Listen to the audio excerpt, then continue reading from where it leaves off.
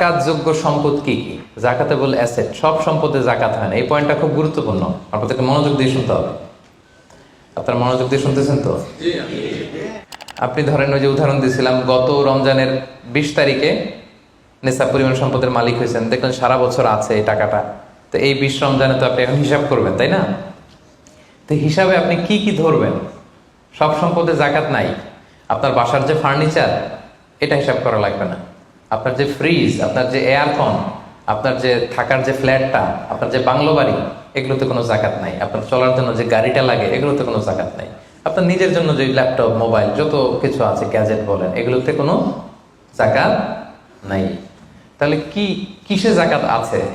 জাকাতেবল asset কি, জাকাতযোগ্য সম্পদ কি, সেটা আমরা শুনি। 1 নম্বর হচ্ছে সোনা রূপা, gold and silver in its any form, যে কোনো ফর্মে, যে কোনো ফর্মে। এটা জুয়েলারি হোক, অর্নামেন্টস হোক, এটা বার হোক, বিস্কিট হোক। অনেকে গোল্ডের বার কিনে না, দেখবেন 999 ফাইনেস্ট গোল্ড, একেবারে খাপটাত নাই, 24 ক্যারেটের গোল্ড, 999 লেখা থাকবে এটার উপরে চকচকে, আপনার গোল্ডের বার, গোল্ডের বিস্কিট। অনেকে শখ করে গোল্ডের প্লেট, টেট, তৈজসপত্র এগুলো কিনে। হ্যাঁ, স্বর্ণের ঘড়ি অনেকে কিনে। পুরুষের জন্য কিন্তু স্বর্ণের ঘড়ি, আংটি কোনোটাই পরা বৈধ না। কিন্তু যদি কেউ কিনে, স্বর্ণের কলম আছে, শখ করে কিনে অনেকে, টাকা রাখার জায়গা পায় না, তো ভাবে যে একটা কলম কিনে ফেলি স্বর্ণের, তারপর স্বর্ণের ঘড়ি, স্বর্ণের এই সেই। তো এরকম জুয়েলারি বলেন, তৈজসপত্র বলেন, যা যা আছে আপনার সব হিসাব করতে হবে in its any form. Gold and silver, এটা জাকাতেবল অ্যাসেট। বোনেরা অনেক সময় প্রশ্ন করে যে যেই গহনা আমি পরি, এটারও কি জাকাত দিতে হবে? একতলা পূর্ণ মাসালা, বিশুদ্ধ মত হচ্ছে দিতে হবে। 3 মাযহাব বলছে দেয়া লাগবে না, ইমাম আবু হানিফা বলছে দেয়া লাগবে, এবং আবু হানিফা রাহিমাহুল্লাহর কথাটাই ভ্যালিড, বেশি যুক্ত। সুনানে আবু দাউদের হাদিস, আম্মা জান আয়েশা রাদিয়াল্লাহু তাআলা আনহা স্বর্ণের বা রূপার একটা আংটি পরে আছেন। রাসূল ইসলাম বলেন জাকাত দিছো? আম্মা জান বলেন না, এটা পড়ছি যাতে আপনার সামনে আমি আমার সৌন্দর্য বাড়াতে পারি। রাসূল ইসলাম বললেন হাসবুকি মিনান নার, জাহান্নামে ঢুকাতে এটাই যথেষ্ট। সাথে সাথে জাকাত দিয়ে দিলেন আম্মা জান আয়েশা। তো আম্মা জান আয়েশা তো এটা পরিহিতা ছিলেন, কি বলেন। আরেক নারী আসলেন তার মেয়েকে নিয়ে, হাতে 2টা স্বর্ণের চুড়ি। রাসূল বলেন জাকাত দিছো? দেই নাই। বলতেছে তুমি কি পছন্দ করো যে এই 2টা চুড়ির পরিবর্তে আগুনের 2টা চুড়ি জাহান্নামে পরানো হবে? ওই মহিলা ভয়ে তাড়াতাড়ি খুলে দিচ্ছে, ইয়া রাসূলুল্লাহ নেন, পুরোটাই দিয়ে দিলাম। তো এই হাতের বালাও কিন্তু ওই মেয়ে হাতে পড়া ছিল, তাই না? এতে করে বোঝা যায় যেই জুয়েলারি আমার বোনেরা আপনারা ইউজ করেন, সেটারও জাকাত দিতে হবে, সেটারও জাকাত দিতে হবে। আপনার সিন্ধুকে থাক, গলায় থাক, আপনি সব কাউন্ট করে জাকাত দিবেন। তবে আপনি বিক্রয় মূল্য হিসাব করবেন, কারণ আপনি 1 লক্ষ টাকা দিয়ে একটা নেকলেস কিনছেন, বেচতে গেলে কি 1 লক্ষ পাবেন? কথা বোঝেন নাই? পাবেন? এটার সাথে খাদ আছে, এটার মেকিং চার্জ আছে, জুয়েলারি দোকানেরও একটা মেকিং চার্জ রাখে। তো আপনি যখন আপনার নেকলেসটা বিক্রি করতে যাবেন, ওরা 20% কাট করে দিবে। 1 লক্ষ টাকার নেকলেস আপনি দোকানে বেচতে গেলে কত টাকা পাবেন? 80,000টা হিসাব করবেন, বিক্রয় মূল্য ধরতে হতো। তো তাহলে সম্মানিত ভাই এবং বোনেরা, জাকাতেবল asset 1 number gold and silver. 2 number হচ্ছে ক্যাশ। ধরেন আজকে আমি আমার জাকাত হিসাব করতে বসছি, তো আমি দেখতেছি যে আমার স্বর্ণ টর্ণ কি আছে না আছে, আমি হিসাব করতেছি।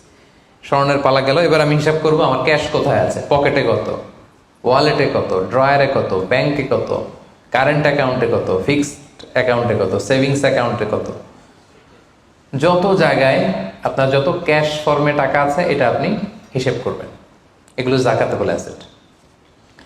আরো কিছু সম্পদ আছে, এগুলো ক্যাশ না, তবে ইজিলি লিকুইডেট করা যায়, চাইলে টাকা বের করে আনা যায়। যেমন প্রাইস বন্ড অনেকে কিনে রাখে না, আমাদের ডাক বিভাগের সঞ্চয়পত্র আছে না, এগুলো ফিক্সড ডিপোজিট, অনেকে ইন্স্যুরেন্স করে, লাইফ ইন্স্যুরেন্স। এগুলো চাইলে আপনি টাকা বানাতে পারেন।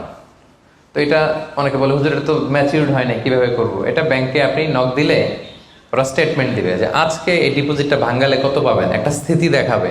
এটা আজকের স্টেটমেন্ট, ওই স্টেটমেন্ট আপনি বের করে নিয়ে আসবেন যে আজকে 20 রমজানে যদি আমি এটা ভাঙ্গাই তো আমি পাবো এত, তাহলে এটার মালিক আপনি, এটা আপনি যোগ দিবেন।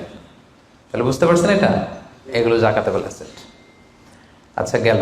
এরপরে ব্যবসার সম্পদ, উরুদ উত্তেজারা, যত ব্যবসার সম্পদ আছে এটা কিন্তু আপনি জাকাতে হিসাব করবেন। উদাহরণ দিই, একজন বিস্কিট ফ্যাক্টরির মালিক, উনি বিস্কিট বিক্রি করে। তো আজকে আমি যে জাকাতে হিসাব করতে বসছি, আমি আমার কোম্পানিতে ফোন দিয়ে আজকে কত cartoon biscuit ready to sell, কত কার্টুন, ধরেন 50,000 পিস, তো এটার দাম কত, বিক্রয় মূল্য আমি যোগ দেব।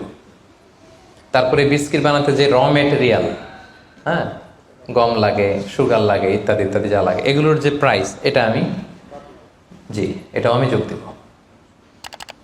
ওখানে ধরবো না কি, ওখানে ধরবো না হচ্ছে যেটা ফিক্সড অ্যাসেট, ব্যবসার ক্ষেত্রে ফিক্সড অ্যাসেট ধরতে হয় না। যেমন ধরেন আপনার ফার্নিচার বা কারো বিস্কিট ফ্যাক্টরি, তার ফ্যাক্টরির যে জায়গাটা, এটা আসবে না। মেশিনারি, যে মেশিনে করে বিস্কিট বানায়, ওইটা আসবে না। তারপরে ধরেন এটা লরি ট্রাকে করে বিভিন্ন জায়গায় আমি পাঠাই আমার প্রোডাক্টগুলো, এই যে ট্রাকের দাম টাম, এগুলো কিন্তু ধরা হবে না। এগুলো ফিক্সড অ্যাসেট, মেশিনারি ধরতে হয় না। শুধু প্রোডাক্ট রেডি টু সেল অথবা র মেটেরিয়াল, এগুলো ধরবো। শেয়ার বাজার আছে, অনেকে শেয়ার কিনে, এটাও আপনি ধরবেন। ওই দিন আপনি হিসেব করবেন। শেয়ার দুই ধরনের, একটা আছে আপনার প্রাইমারি, একটা নেট ভ্যালুয়েশন করা হয়, পরে এটা একটু দাম বাড়লে অনেকে দেখবেন যে সারাদিন দেখতে থাকে দাম বাড়লো না কমলো, সেকেন্ডারি মার্কেটে এটা সেল করে দেয়, আছে না?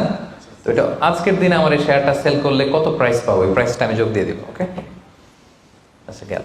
আরেকটা আছে কোম্পানির শেয়ার কিনে অনেকে, ধরেন বিশাল বড়, বাংলাদেশে বড় কোম্পানি বেক্সিমকো কোম্পানি, তারপর ওই কোম্পানি, এটার আপনি শেয়ার কিনবেন, লং টার্ম ইনভেস্টমেন্ট শেয়ার থাকে, ওইটা কিভাবে ধরবেন? ওইখানে কোম্পানির অ্যাকাউন্টসে আপনি নক দিলে জাকাতেবল অ্যাসেট কত আছে এটা ওরা বলে দিবে। বড় কোম্পানিগুলোতে ম্যাক্সিমাম 40% জাকাতেবল অ্যাসেট থাকে। এই যে লিস্টগুলো আপনাকে শোনালাম, এগুলো হচ্ছে জাকাতযোগ্য সম্পদ, আপনার এগুলোর উপর জাকাত আসে। আজকে 20 রমজান, আমার 1 বছর হয়েছে, এগুলো সবগুলো আমি যোগ দিব। তাহলে জাকাতযোগ্য সম্পদ কি, মোটামুটি একটা ধারণা পেয়েছি না? Be a part of our vision. Do listen and share the khair.